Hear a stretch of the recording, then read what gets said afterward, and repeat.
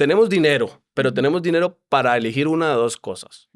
O pagamos al proveedor y nos puede dar materia prima para poder entregarle al cliente o a los clientes la otra semana y que los clientes nos paguen y poder pagarles a ustedes, o les pagamos a ustedes hoy y no vamos a poder mantenerlos después. No, cuando tienes un flujo de caja muy complicado, no puedes.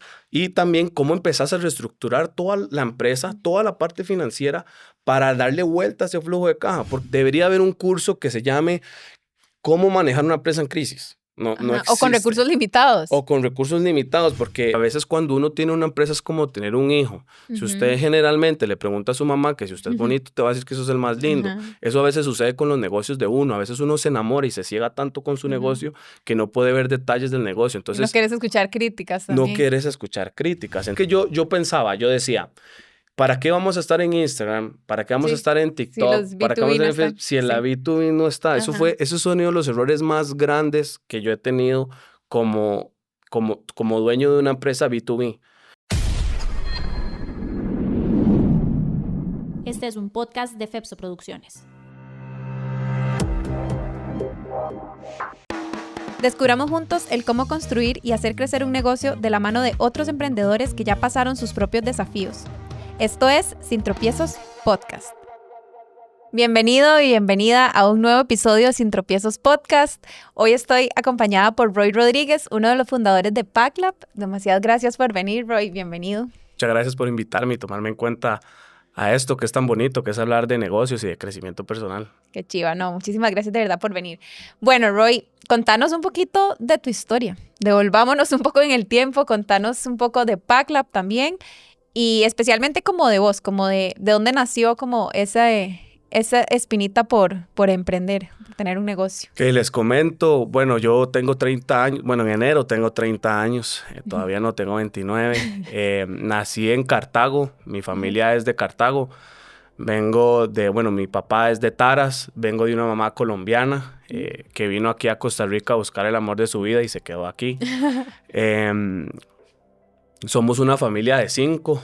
Tengo 2 hermanos, un hermano menor que tiene 3 años menos que yo y mi hermano mayor tiene 10 años más. Entonces, fui solo criado como entre hermanos, ¿verdad? Siendo muy competitivos, nos gustaba muchísimo el deporte, todos somos bastante deportistas. Y ahí fuimos creciendo con eso. Crecí en Tres Ríos, pero estudiaba en Sabanilla. Estuve en un cole privado que se llama Combi, que ya no existe. Y luego, cuando ya estaba en el cole, que uno ya empieza a hacer, ¿qué voy a estudiar?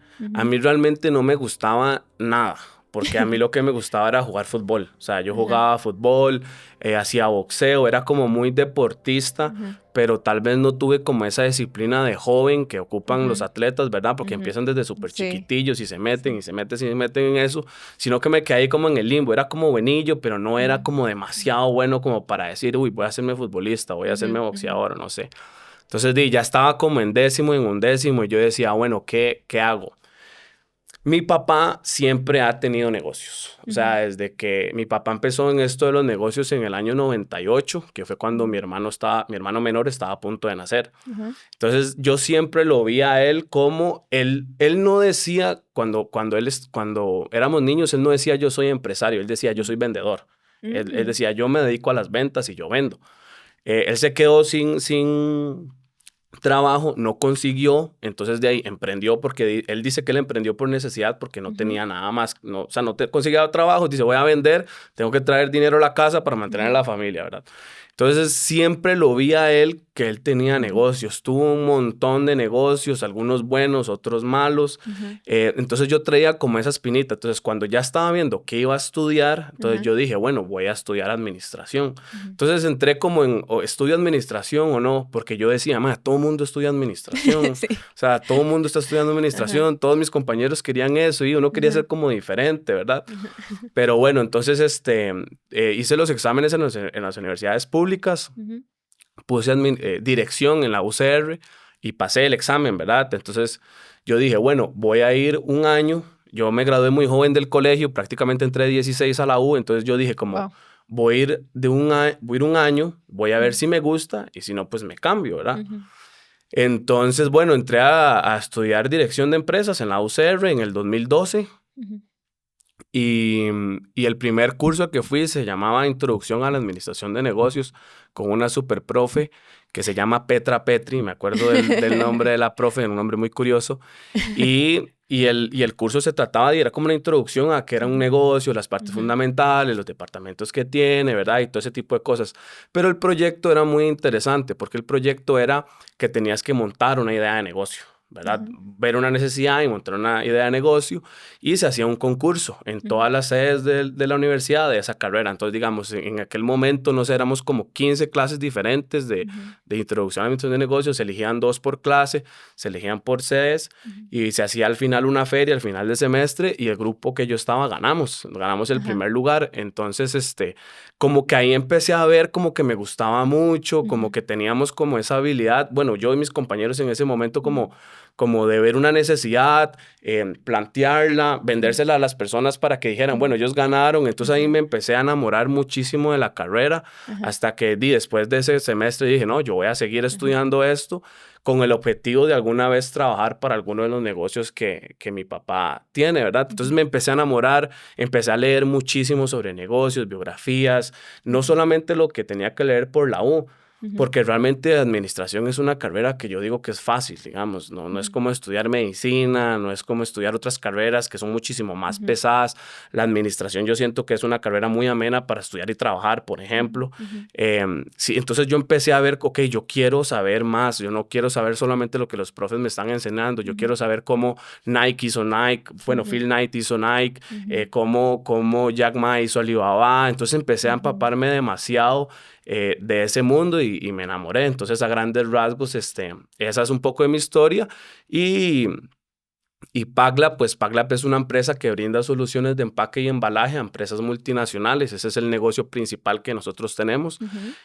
Tenemos una nueva línea de negocios que es orientada a brindar cajas a empresas pymes, digamos, pequeños emprendedores que están empezando un negocio de camisas, que están empezando un negocio de repostería, que están empezando un negocio de e-commerce y ocupan tal vez 30, 40 o 50 cajas, que en nuestra industria eso es muy difícil. Producir 50 cajas personalizadas es muy difícil porque la industria siempre está orientada a millares, en masa. Ok, usted quiere una caja, bueno, le voy a mínimo, si es una cajita así, mínimo 2,000. Ay, pero es que yo estoy empezando, ¿cómo me vas a hacer 2,000 cajas? Me explico. Entonces tenemos esas 2 líneas de negocios, una empresa familiar donde hay mis hermanos, mi papá, un tío, primos, y somos hoy por hoy 35 personas, y básicamente a eso es lo que nos dedicamos. Me encanta. Y contanos cómo surgió PagLab, o fue tu papá el que la fundó, ¿cómo fue eso? Bueno, PagLab tiene 4 años como tal. Okay. Lo que pasa es que PagLab nace, o la fundamos junto con mi papá, como para preservar y dar validación a una idea de negocio que había tenido mi papá y que había ejecutado, pero que tal vez no estaba tan bien. Entonces yo les digo a ellos que PagLab es un ave fénix, o sea, renació de las cenizas de un negocio que tuvo mi papá, que se dedicaba a lo mismo, pero que tal vez no tuvo las estrategias idóneas para sobrevivir en el tiempo, que al final eso es la idea de cualquier negocio. Entonces, cuando yo empiezo a pensar en PagLab, en el nombre PagLab, en lo que quiero que se vea PagLab, en lo que quiero que la gente piense de PagLab, mi idea era, ok, quiero demostrarme a mí mismo, quiero demostrarle a mi papá, a mi hermano y a todos que realmente la idea es buena, porque yo veo el potencial, yo sé que solamente hay que hacer ciertos ajustes y lo vamos a lograr. Entonces ahí fue como cuando empezó la idea de tomar el otro negocio, dejar las cosas malas, tomar las cosas buenas y empezar a construir una marca. Lo que yo realmente quería era construir una marca sobre algo que es difícil de construir una marca, porque primero le estás vendiendo a empresas, no es como cuando uno ve anuncios de, no sé, de otras cosas que es más de persona a persona, ¿verdad? Ahí tienes que venderle a una empresa, entonces es un negocio B2B, pero ¿cómo creas una marca en un negocio que le vas a vender a empresas, ¿verdad? Y yo quería que detrás de PagLab fuera una marca de un proveedor que fuera confiable para la empresa multinacional, porque también veíamos cómo la multinacional en Costa Rica iba creciendo, o sea, sigue creciendo, pero ya cuando PagLab inicia en el 2020, 2021, ya era muy fuerte, o sea, ya no era como ay, las multinacionales van a ser fuertes, no, ya estaba fuerte y va a seguir creciendo y van a seguir viniendo más. Entonces lo que queríamos era eso, crear una marca y que la gente pensara en PagLab como un proveedor confiable, pero ¿cómo hacíamos para crear una marca en una industria que es tan aburrida, diría yo, como el cartón? Porque siempre que le digo a la gente, cajas de cartón, piensan en las cajas de la Pulpe, que están ahí tiradas, pero no saben todo lo que implica hacer una caja de cartón o un empaque, y la relación que tiene un empaque con la industria, con la economía, todo lo que se exporta va en una caja. Entonces, ¿qué tanto cartón produce un país, o empaques? Porque tiene que ver mucho qué tanto manufactura de productos estás haciendo, porque si un empaque no se mueve. Y se ha vuelto tan importante el empaque para las empresas que, digamos, vos puedes tener una multinacional aquí, pero si no tenés la caja no exportás, y si no exportás todo se detiene. O sea, entonces vino la empresa, puso toda la fábrica, produjo todo, todas las personas, toda la materia prima, tiene el dispositivo médico, por decir algo, listo, y la caja.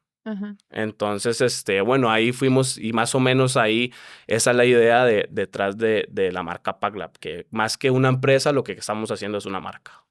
Y entonces decís que resurgió de otro negocio de tu papá. ¿Cómo fue esa parte? ¿Cómo fue ese proceso? Y como contarnos un poquito como de eso. Sí, mi papá... tenía una empresa parecida. Él tenía una empresa parecida que... Mi papá tiene una frase que es muy buena, que él dice que para meter un gol hay que estar en el partido. Así estés de banca. O sea, tener la posibilidad de meter un gol. Siempre nos gusta mucho el fútbol, entonces hacemos muchas analogías con fútbol.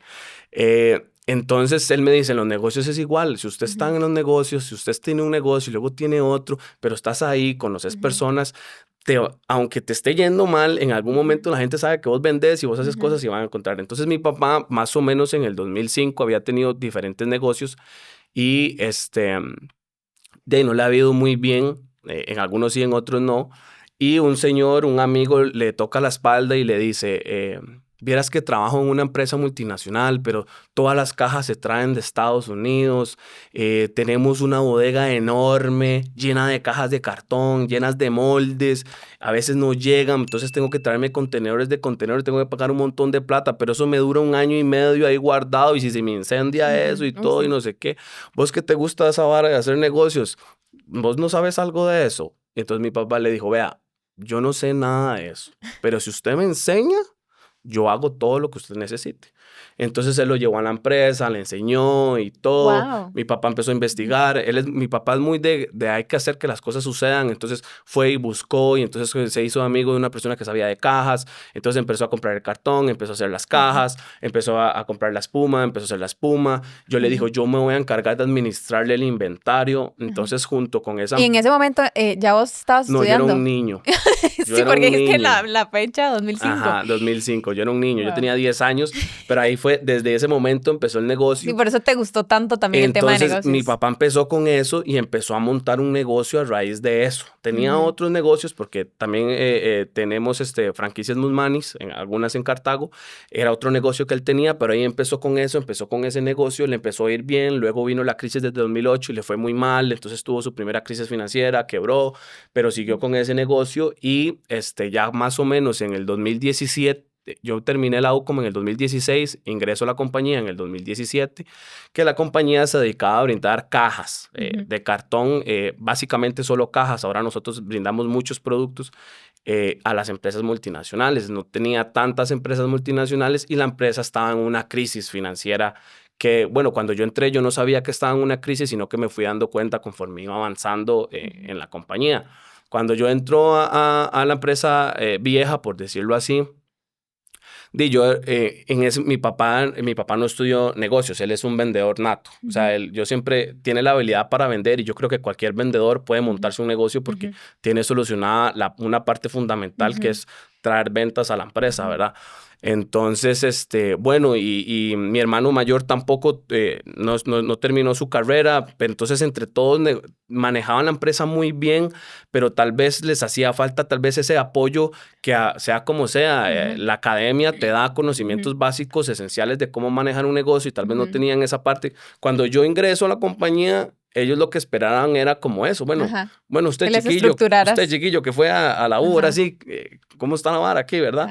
Entonces, bueno, entonces yo entro a la compañía y entonces ya empezó a ver algunas cosillas muy buenas, pero entonces yo empiezo a ver cosas que tal vez no, yo decía, uy, no, creo que esto me da miedillo, esto me está dando miedillo, hasta que llega un punto donde yo le digo a mi papá, vea, yo creo que si nosotros seguimos por este camino, nosotros en 8 a 12 meses, no vamos a existir. O sea, realmente creo que para mí fue un shock muy fuerte porque, digamos, de fuera yo veía unas cosas, ¿verdad? Cuando no estaba en la compañía, pero cuando ya ingresé vi una realidad que en este caso a diferentes a otras crisis que habíamos tenido, ya me tocaba ser parte de la solución, ¿verdad? No solamente, porque yo nunca había sentido ninguna crisis que mi papá tuvo esa habilidad de que nadie se diera cuenta, pero en esta vez ya era parte de la solución.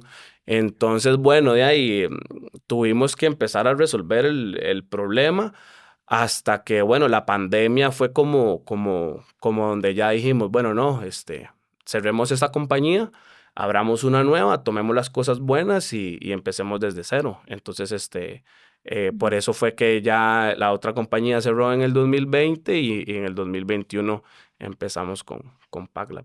Me parece muy interesante eso, que PacLab en realidad haya nacido como de esta transformación del otro negocio. ¿Cómo fue esa experiencia de entrar, tal vez saliendo de la universidad, a eso y también darte cuenta de cuál era la realidad y cuál era la mejor opción en este caso, que era, reinventarnos con una nueva marca y hacer todo casi que de cero, no de cero porque ya tenían mucho de la experiencia y eso era como lo más valioso que tenían también, pero es difícil también como plantearse cerrar esta etapa y abrir esta otra. Sí, yo siempre le digo, siempre tengo esta discusión con mi papá y él me dice, es que lo que ustedes han hecho es más difícil de lo que hice yo.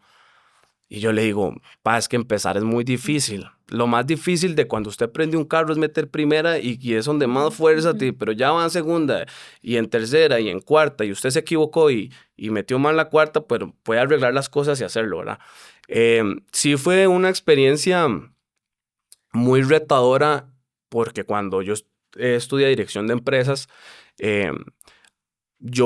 sin yo haber pasado por la universidad, yo no hubiera podido aportar lo que aporté para esa crisis. Eso es un punto importante porque a veces se dice, es que la U no sirve. Es un tema. Qué importante que lo digas, sí. Es un tema que no. Yo creo que en el mundo de los negocios no es como cuando vos estudias medicina, tenés que estudiar para ser un doctor. Vos para ser un empresario no ocupás tener un título que te diga que sos empresario para ser empresario. Es una diferencia que tiene nuestra carrera para ser emprendedor o ser empresario. Sin embargo, cada uno tiene un camino. Hay emprendedores que tienen una carrera académica como Phil Knight, que me encanta, el fundador de Nike. Él estudió en las mejores universidades de Estados Unidos y construyó Nike. Pero hay otros emprendedores como Mark Zuckerberg que no tiene, o sea, estuvo en Harvard pero no terminó y se fue y de ahí es un empresario. ¿Quién le va a decir a él que no sabe negocios, verdad? Entonces, sin embargo, con mi experiencia y en el momento que yo entro a la compañía, si yo no hubiera tenido esas bases fundamentales de cómo funciona un negocio, yo no hubiera podido contribuir lo que contribuí en ese momento. Ni tal vez identificar el problema y la raíz del problema. Exacto, ¿verdad? Entonces me dio como ok, la U me enseñó, vea, un negocio debería de funcionar de esta manera, ¿verdad? Un negocio debería tener este tipo de cosas. La información financiera debe estar así estructurada, debe tener un departamento comercial, debe tener un departamento de marketing, la parte operativa debe ser así, tenemos que pensar en resultados. Bueno, entonces yo empiezo a ver eso. Y lo que pasa es que la U te enseña el escenario perfecto. Pues que me explico. Entonces, cuando vos ves los casos, bueno, esta empresa tiene tanta rentabilidad, pero debería haber un curso que se llame ¿Cómo manejar una empresa en crisis? No o con recursos limitados. O con recursos limitados, porque va muy orientado a veces cuando tal vez estás trabajando en una gran empresa que hay mucho recurso y puedes hacer muchas cosas. Entonces el reto que tenía era, ok, cómo Ujú, administrar un negocio que el flujo de caja es negativo. ujú, ¿Cómo sacas adelante un ujú, negocio que está endeudado? ujú, ¿Cómo haces, verdad? ujú, Porque ujú. eso fue lo que tal vez no me enseñó la U, Sí. pero entonces ahí, Aplicar todo. ahí había que Sí, aplicarlo, ¿verdad? Te da las bases sí, fundamentales, pero ok, ahora sí en la vida sí. real. Yo creo bueno, el tema de la empresa familiar es muy bueno. Yo le digo a mis hermanos que nosotros estamos bendecidos porque tuvimos la oportunidad de tener un papá que fue emprendedor y mi Ujú. mamá también es emprendedora también, y que él construyó una compañía y que si fuera Facebook, no te puedes quejar, pero si la empresa Ajá, no está bien, tampoco. O sea, al ajá. final lo que nos heredó nuestros papás no es la empresa, sino es la capacidad de Ujú, tener el carácter de ujú, hacer que las cosas funcionen, ujú. ¿verdad? Eso fue lo más importante. Entonces Sí. tomamos eso, El ejemplo el también de la ejemplo, valentía de empezar un exacto, negocio sin saber nada de exacto, lo que ¿verdad? era en sí. De crear algo Aprenderlo de la sin nada. miedo, eso sí, sí, wow. De crear algo de la nada, porque bueno, mi papá Ujú, empezó con un maletín, con 2 hijos, sin ujú, saber, sin haber estudiado, con la esposa embarazada, wow. y en una época donde Ujú, emprender usted era loco, no es como ahora, ¿verdad? Ahora vos, todo mundo emprende, que está ujú, muy bien, pero en los 90 mi papá me decía, y la gente pensaba que yo estaba loco porque estaba tratando de montar un negocio. Em, pero entonces, bueno, sí, tuve como ese reto, ¿verdad? ujú, Otro reto era cómo les transmitía a ellos qué ujú, tal, porque a veces cuando uno tiene una empresa es como tener un hijo. Si usted ujú, generalmente le pregunta a su mamá que si usted es ujú. bonito, te va a decir que eso es el más lindo. Ajá, Eso a veces sucede con los negocios de uno. A veces uno se enamora y se ciega tanto con su ujú. negocio que no puede ver detalles del negocio. Y no Entonces, quieres escuchar críticas no también. quieres escuchar críticas. Entonces es, Ujú. bueno, ¿cómo empiezo a hablar con ellos? Además, yo tenía el reto de ser el menor. Sí. ¿Verdad? Entonces estaba mi papá y mi hermano que habían manejado la compañía Ujú, y viene el menor a decirles, vea, yo creo esto, yo ujú, creo que deberíamos de cambiar esto, yo creo que esta persona hay que quitarla porque no está dando resultados. Sí, pero ujú, es que lleva 15 años en la compañía, pero es que no ujú, está dando resultados o ayudémosla a que dé resultados y si no lo ujú, logramos hay que quitarla. ujú, Entonces, ese fue un reto muy grande. Yo siempre he pensado que el emprendedor tiene que ser capaz de escuchar su empresa. ujú, Entonces, en ese momento, lo que yo escuché es, tenés que aprender de finanzas, tenés ujú, que meterte en cómo se reestructura un ujú, crédito, cómo negocias con bancos, cómo vas a manejar una empresa con flujo de caja negativo, qué vas a ujú, pagar primero. ujú. ¿Y cómo Porque lo hacías? ¿Cómo aprendiste eso? bueno, eso de ahí, junto con mi papá, porque Ajá. también algo muy importante y un momento, algo clave en ese momento fue que cuando yo le empecé a decir eso a mi papá, él no dijo como, no, no, no, no, Ujú, déjeme a mí que yo sé, ujú, sino fue como, bueno, venga, sentémonos. Entonces mi hermano ujú, decía, bueno, venga, sentémonos. ujú, ¿Qué estás pensando? ¿Qué ves? Yo veo esto y esto. Entonces ellos me decían esto. Entonces al final lo que empezamos fue a ujú, formar un equipo de la ujú, experiencia que ellos tenían con lo que yo venía pensando y yo venía diciendo y entonces empezamos a ver, ujú, ok, empecemos a resolver, al final ujú, cuando uno tiene una empresa que tiene un flujo de caja, eh, muy limitado, digamos, vendes 200, pero gastas 300, entonces ujú, estás muy complicado, ¿verdad? ujú, Al final es un tema de sobrevivir, entonces todas las ujú, decisiones se toman en sobrevivir. Había veces que no teníamos para pagar la planilla, ujú, entonces teníamos que ir a hablar con los colaboradores y decirles, vea, hoy es 15, pero no tenemos dinero, pero ujú, tenemos dinero para elegir una de dos cosas. ujú, O pagamos al proveedor y ujú, nos puede dar materia prima para poder entregarle al cliente o a los clientes ujú, la otra semana y que los clientes nos paguen y poder pagarles a ustedes, o les pagamos a ustedes hoy ujú. y no vamos a poder, Mantenerlos después no vamos a aquí. poder seguir. Ujú, Entonces, de ahí, en esos momentos, por dicha, tenemos colaboradores que han sido muy fieles y entendían y decían, no, paguemos la materia prima, démosle vuelta y de ahí páguenos el 17, el 18. Y así ujú. estuvimos durante mucho tiempo y en Difícil, momentos difíciles. sí. Hubo momentos en el que colaboradores de nosotros que no pudimos pagarle el aguinaldo, por Ujú, ejemplo, algunos años. Y eso está mal, pero hablábamos con ellos y negociábamos cómo podíamos en algún ujú, momento pagarlo porque son personas que han trabajado con mi papá en diferentes negocios ujú, durante muchos años, porque como mi papá tiene en esto 20 años, ujú, 25 años, hay gente Yo tengo compañeros que están en Pagla que tienen 20 años de trabajar con mi papá. El único trabajo que han tenido es trabajar con mi papá. Ajá. ¿Me explico? Entonces, bueno, tuvimos que aprender a hacer eso, ¿verdad? A cómo ser muy cómo manejar el dinero de forma muy exacta, porque no puedes equivocarte. Cuando tienes un flujo de caja muy complicado, no puedes. Y también cómo empezás a reestructurar toda la empresa, toda la parte financiera, para darle vuelta a ese flujo de caja. Porque al final los negocios es como la billetera de uno, es igual, es muy sencillo. Y los países son iguales. La ciencia está en vender, gastar menos y que te quede algo de plata. La ciencia es muy sencilla, aplicarlo no, más cuando se vuelve muy masivo. Pero al final es como, porque ¿qué era lo que la empresa estaba haciendo? Bueno, gastaba más de lo que ingresaba. Entonces se empieza a hacer un déficit, se empieza a hacer deuda, se empieza a hacer una bola de nieve. Cuando es una empresa familiar, lo que sacrificas es el patrimonio, tu casa, ¿verdad? Eso, tus cosas, porque es un negocio familiar que viene de la nada, entonces tenés que apalancarte con lo que tenés. Entonces eso fue un reto bastante fuerte, pero nos unió muchísimo. Nos unió muchísimo y de hecho yo le digo a mi papá que si al menos yo ahora que soy el gerente general de la compañía, si yo hubiera entrado en la empresa cuando era muy solvente, yo creo que yo hubiera tenido una crisis financiera peor de la que en ese momento teníamos. Pero haber entrado en ese momento me enseñó tanto de no querer volver como un examen, como la tesis. De no querer estar en esos momentos otra vez, que ahora somos muy cuidadosos. Pero digamos, yo le digo a él, vea, si hubiéramos estado, yo hubiera llevado a la empresa no creo que yo ocupaba aprender esto para todo, para mi forma de ser, para mi personalidad, para mi parte profesional. Ocupaba, porque al final los tiempos difíciles hacen hombres y mujeres muy fuertes. Los tiempos fáciles tal vez no los hacen tan fuertes. Entonces, realmente yo tuve una vida relativamente fácil. No puedo quejarme de nada, pero entrar de una vez, vea, ya se graduó. Ah, sos empresario. Bueno, resuelva esta crisis financiera. Bueno, saque esta empresa adelante, ¿verdad? Que es lo que yo le digo a mi primo y a mi hermano, que son menores que yo. Bueno, estudiaron administración de negocios. Bueno, desarrollen este negocio, vendan, hagamos que las cosas sucedan.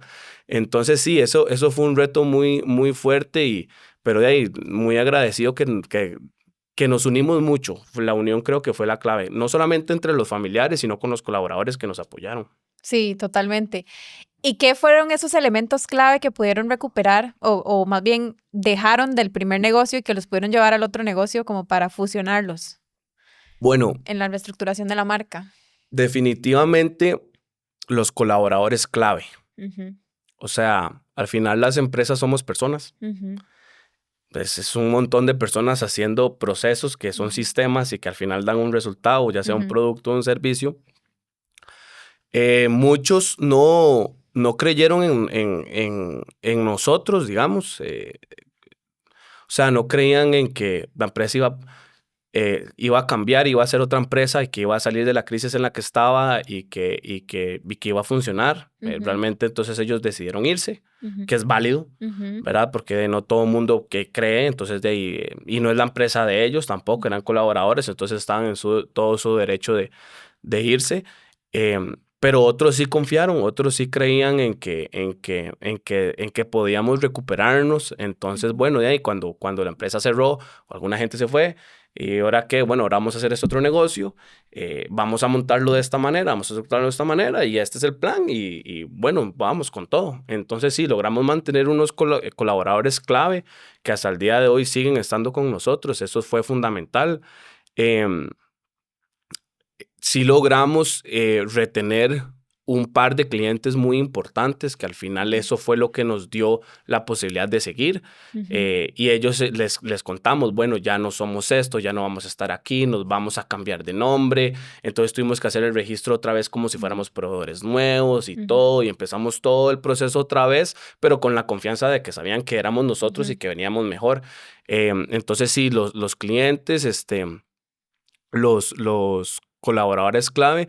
Y al final la misma esencia, el mismo carácter que tenía mi papá, que es lo que que hay que enfrentar las situaciones y hay que solucionarlos. Y esa es la cultura que hemos tenido en la empresa. Esos fueron como los tres pilares que tomamos de la otra compañía para que naciera PagLab como un ave fénix. Qué chiva. ¿Y qué dirías que fueron como las cosas clave o que hacia donde ustedes visionaban este nuevo negocio, esta nueva marca que queríamos hacer? ¿Cuáles eran esas cosas como que no podían hacerlas con el otro negocio, sino como no, queremos que sea una esencia completamente nueva, una experiencia nueva? ¿Y cuáles eran como esas ideas y propuestas que ustedes tenían como para este nuevo negocio? Sí, a veces cuando uno está en una crisis financiera o cuando un negocio está en crisis, no es capaz de dar un buen servicio, ¿verdad? Entonces, tal vez algo que estábamos viendo es que lamentablemente algunos clientes ya no veían bien a la otra compañía, ¿verdad? Porque a veces son las crisis, no puedes atender a todos, es bien, lamentablemente, si no tienes esa capacidad financiera. Entonces, lo que queríamos era que eran una nueva cara, ¿verdad? Que vieran y que nos dieran la oportunidad otra vez de que vean, vamos a cambiar y todo, porque a veces el mundo de los negocios es muy cruel, o sea, realmente en el mundo de los negocios lo que más probable que a usted le pase es que fracase, ¿verdad? O sea, esa es la realidad. Lo que pasa es que el fracaso no lo tenemos que ver como algo negativo. Al menos tal vez en nuestra región se ve como algo negativo, pero 1 de cada 10 empresas sobrevive y después durante los próximos 5 años, o sea, todavía el margen es muchísimo más pequeño. Entonces, si uno se va a meter en el mundo de los negocios, tiene que saber que o sea, hay posibilidades altas de que fracases, pero realmente para mí uno fracasa cuando deja de intentarlo, ¿verdad? Cuando deja de intentarlo. Entonces, cuando empezamos a montar PagLab, lo que queríamos la estrategia era muy directa multinacional. Eso no lo teníamos tanto en la otra compañía, sino que íbamos agarrando, no, de inicio la estrategia es, vamos a ser los mejores proveedores de empaque para las zonas francas del país. Esa era la meta número 1 y todo lo que pensábamos y hoy por hoy, todo lo que hacíamos y todo estaba dirigido a esa misión. Ser el mejor proveedor de empaques para Costa Rica en zona franca. Entonces, a partir de ahí va el nombre. Entonces empezamos, bueno, tiene que ver con PagLab, con empaques y esto, entonces salió PagLab. El eslogan de PagLab es Developing Packaging Technology. Queríamos que nos vieran como una empresa de tecnología de empaque, que nos vieran a su nivel, porque estamos hablando de empresas que son muy grandes, tienen presupuestos muy grandes, tienen oficinas espectaculares. Entonces empezó a hacer un concepto de una empresa de alto nivel tecnológico, que se vea muy bien, que todos los colaboradores anden bien presentados, anden con su logo, tengan sus gorras. Entonces a partir de ahí empezamos a montar el negocio, que todos los productos, tal vez no somos una empresa enorme, pero que todo se viera bien presentadito, que la página web se fuera bien. Después empezamos con la parte digital que antes no teníamos, ¿verdad? Que la parte digital se vea muy bien. Perdón que te interrumpa. Claro, ¿Y cuáles fueron como esas? Porque, digamos, si venían de esta empresa que no lo habían logrado con esa empresa, ¿de dónde salía como todo este budget, digamos, este presupuesto para lanzar una marca así tan grande? O sea, con esa visión de quiero hacerlo todo Al principio no había presupuesto. Al principio lo que había era, con los 2 clientes que teníamos, era ir sobreviviendo. O sea, le dimos la vuelta completa, hicimos una reestructuración familiar completa, tanto el presupuesto familiar como el presupuesto de la empresa. Cerramos todo. Esto es lo que tenemos, con esto hay que vivir y hay que maximizar cada colón. Maximizándolo full. Durante un tiempo no tuve aguinaldo, no tuve salario. Mis hermanos, bueno, en ese momento no estaba mi hermano menor, pero mi hermano mayor no tenía salario. Lo que quedaba de eso era apostarlo todo, literal, all-in. Exacto, era, sí, se hizo un ajuste en el presupuesto completamente y era empezar ahí poquito a poquito. Pero sí tenían muy claro como ese nuevo negocio, cómo querían que se viera. Entonces, teníamos que enfocarnos mucho en esos 2 clientes, cuidar lo máximo para que al menos nos empezara a dejar un poquito cada mes para primero seguir saliendo de muchos problemas que teníamos. Al principio todo se iba a seguir resolviendo problemas, ¿verdad? Porque, o sea, ahí había muchos temas de deuda, había que pagar deudas, teníamos que seguir con eso. Con esos 2 clientes ¿cómo empezamos a conseguir más clientes poquito a poquito? Entonces digamos que el 2020, 2021 y 2022 fue más de eso. Fue más de eso y no teníamos presupuesto para hacer marketing. Realmente nosotros empezamos a tener presupuesto para hacer marketing en el 2022. Pero la pregunta que me hacía yo era, ¿cómo puedo que mi marca se vea sin tener presupuesto?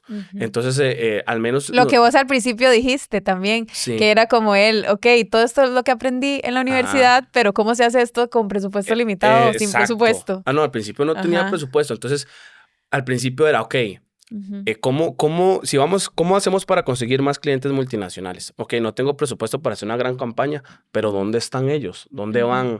¿Quién me puede llevar ahí? Entonces empecé a entender cómo funcionaba un poco mi sector. Mira, existe Procomer, por ejemplo. Existe Cinde. Existe Cadexco. Pudiera acercarme a ellos. Para acercarme a ellos no ocupo presupuesto, ocupo ganas, ocupo ir a tocar puertas, ocupo ir a que me vean, ocupo a que ellos me ayuden. Entonces yo iba a Procomer y en Procomer hacían eventos y yo iba y entonces en Cinde hacían eventos y yo iba, de lo que fuera. Me contactaban y me decían, es que hay una empresa que tiene un problema, pero son 5 cajas, nada más. Nadie quiere. Yo voy y le resuelvo las 5 cajas para que ellos vieran cómo nosotros podíamos hacerlo. Entonces ahí con poquito empezamos a que ellos vieran, digamos, entonces ellos nos empezaron a llevar a donde clientes, donde ya empezamos a ampliar nuestra cartera de clientes, que poco a poco empezó a hacer que tuviéramos un poquito más de presupuesto, ¿verdad?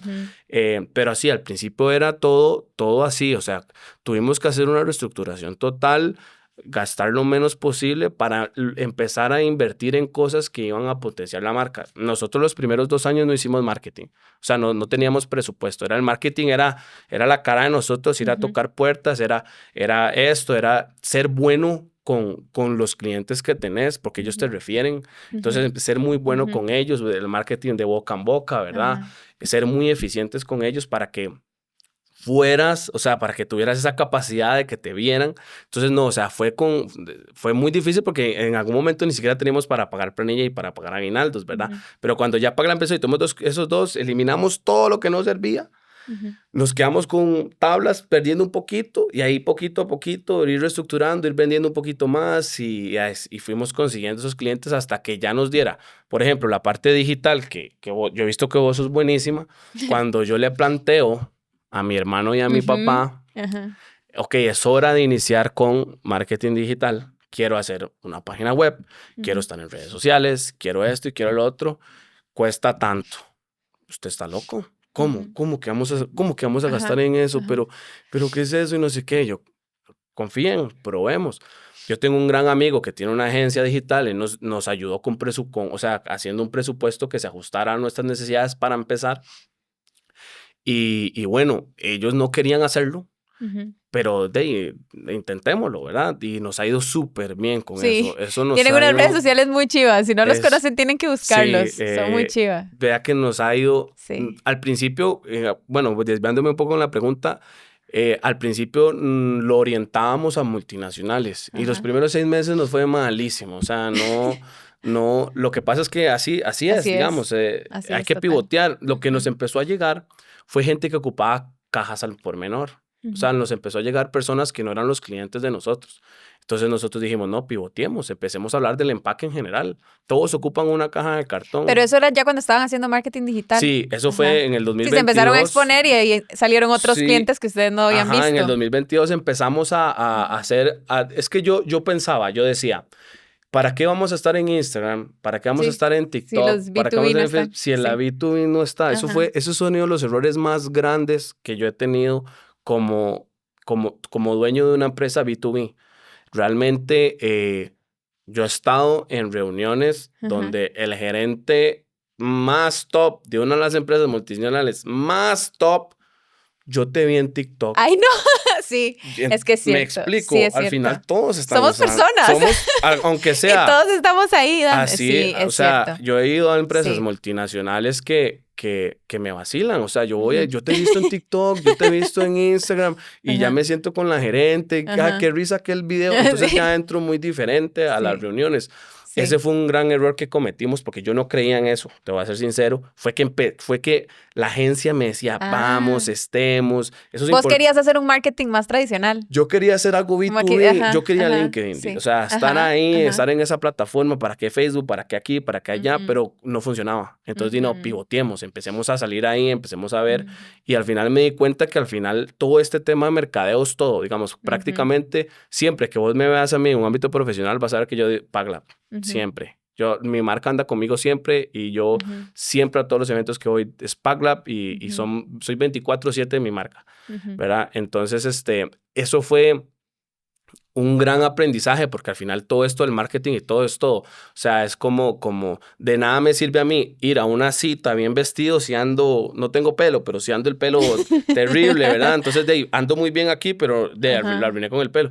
Eso estábamos haciendo nosotros. Teníamos una muy buena fuerza comercial, pero no estábamos en lo digital. Cuando estuvimos en lo digital, solamente estábamos en LinkedIn, pero no estábamos en Instagram, no estábamos en TikTok.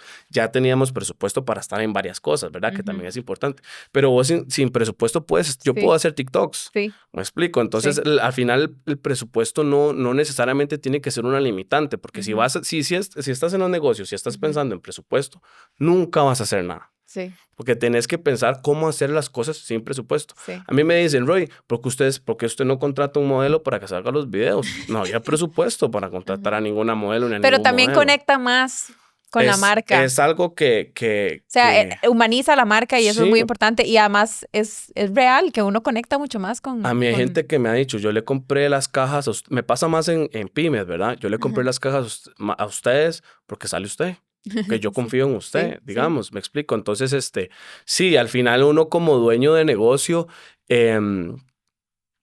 yo le digo a mis hermanos y a mi papá y todo, que nosotros como dueños de negocios tenemos que estar dispuestos a hacer lo que haya que hacer para que el negocio sobreviva y la familia sobreviva. Siempre esté dentro de lo ético. Entonces yo le digo a ellos, si tengo que salir en TikTok, salgo en TikTok. Si tengo que agarrar un camión e ir a entregar, lo hago. Mi papá lo ha hecho. Si tengo que aprender de finanzas, aprendo de finanzas. Si tengo que aprender de operaciones, aprendo de operaciones. Si tengo que saber del tema legal, aprendo lo que pueda, ¿verdad? Porque tengo como dueño de negocio, no tengo que ser generalista, tengo que tratar de saber de todo un poco porque tengo que ser capaz de hablar con mi contador. Y tomar decisiones, porque al final las decisiones las tomas vos. Vos te asesorás, pero vos tomas las decisiones. Exacto, entonces tengo que tener ese conocimiento para tomar. Yo puedo tener mi abogada, puedo tener mi contador, pero al final el mundo de los negocios es tomar la decisión y nunca se sabe cuál es la decisión correcta, no se sabe cuál es la estrategia de marketing correcta, pero es tomar decisiones, equivocarse, seguir adelante, seguir adelante, pero sí, por ahí van.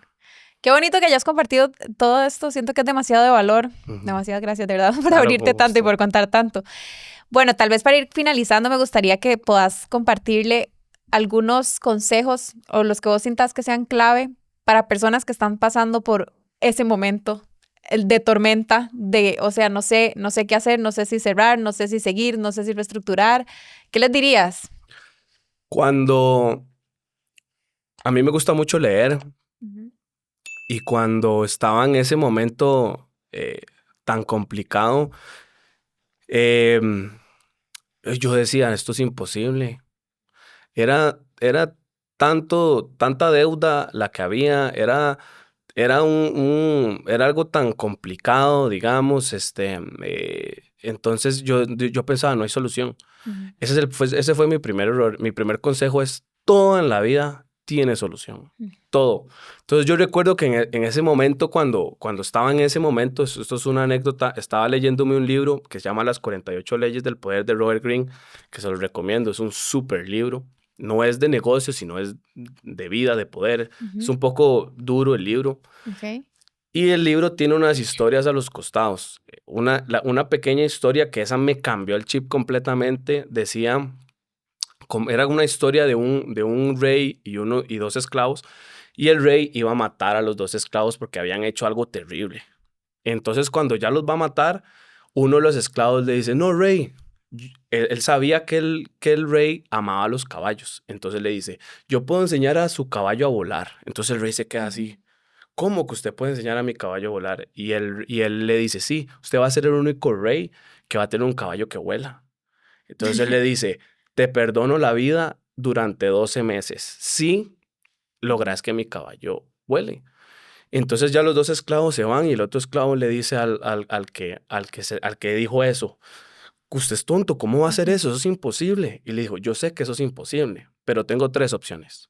O le enseño a volar, o me muero antes, o se muere el rey antes.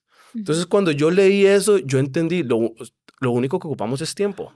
O sea, es ganar tiempo y va a haber solución. Eso fue lo que hizo él, se dio más tiempo. Entonces, en ese momento, lo que uno tiene que pensar es, hay solución y ocupo tiempo. Eso es lo primero, no entrar uno, obviamente uno se agüeva, pero hay solución. Luego, asesorarse, no cerrarse a uno, buscar otras personas que hayan pasado por una situación así en el mundo de los negocios, leer mucho. A mí me encanta leer biografías porque cuando usted lee la biografía de Phil Knight, lo primero que él dice es, he pasado toda mi vida endeudado.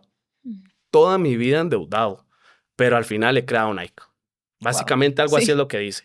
Entonces yo decía, si este man ha estado en eso, entonces leer biografías es algo muy bueno. Y ya puntos puntuales, digamos, en una crisis empresarial, es un tema muy financiero. ¿Verdad? Okay. Es un tema muy financiero. Si ya es una empresa que existe y tiene clientes, son 2 aristas. La primera es cómo convierto. Si tengo un flujo de caja negativo, ¿cómo lo hago positivo? Básicamente tengo que gastar menos y lograr vender más. Pero es más fácil primero empezar a gastar menos. Aunque es difícil bajar su estilo de vida, ¿verdad? Pero en una empresa familiar es directo. Tenés que irte al gasto. ¿En qué estás gastando que no estás generando valor? Eso es vital. Luego, cuando ya lograste resolver eso, es cómo vendo más. Entonces viene el marketing, viene la parte comercial y viene todo lo demás, ¿verdad? Y si es una empresa familiar como la de nosotros, no buscar culpables y unirse más que nunca, ¿verdad? Al final somos un equipo. En el caso nuestro que estamos, bueno, mis 3 hermanos y mi papá, mi mamá no trabaja en la compañía, pero es parte de la junta. Somos un equipo, tenemos problemas entre nosotros, pero siempre no importa que tengamos problemas, es que tan rápido los solucionamos. Entonces eso es unirse muchísimo y seguir adelante, que al final el fracaso es cuando usted deja de intentarlo, ¿verdad? Total. En esto en el mundo de los negocios. Me encanta. Qué buen cierre. Claro. Muchas gracias, Roy. ¿Dónde te pueden encontrar para los que no te conocen? Bueno, o no te siguen? Las redes de PagLab es PagLab SA en Instagram, en TikTok y en todas las plataformas. Mi Instagram es royalejandro95. Es medio personal y profesional. Ahí también estoy compartiendo diferentes cosas sobre PagLab y sobre cómo estamos creando el negocio, mi familia y yo. Y bueno, este es el primero de muchos negocios que esperamos tener. Entonces ahí me pueden buscar y cualquier consulta les digo. Solamente quiero darle una última recomendación que ha sido mi recomendación de este año. Es un libro que me cambió la vida empresarial. Se llama La ganancia es primero, de Mike Kalowitz, algo así. Ese libro me enseñó unas cosas que no aprendí en la universidad. Si yo hubiera tenido ese libro antes... las cosas hubieran sido mejores más rápidas. Entonces se los recomiendo. Si usted va a poner su negocio, ese libro es fundamental. Luego les quiero recomendar 2 más. Ese es para la parte financiera. Uno para usted como emprendedor. Al final el reto más grande que tiene un hombre de negocios es manejarse uno mismo. El Club de las 5 AM es un librazo.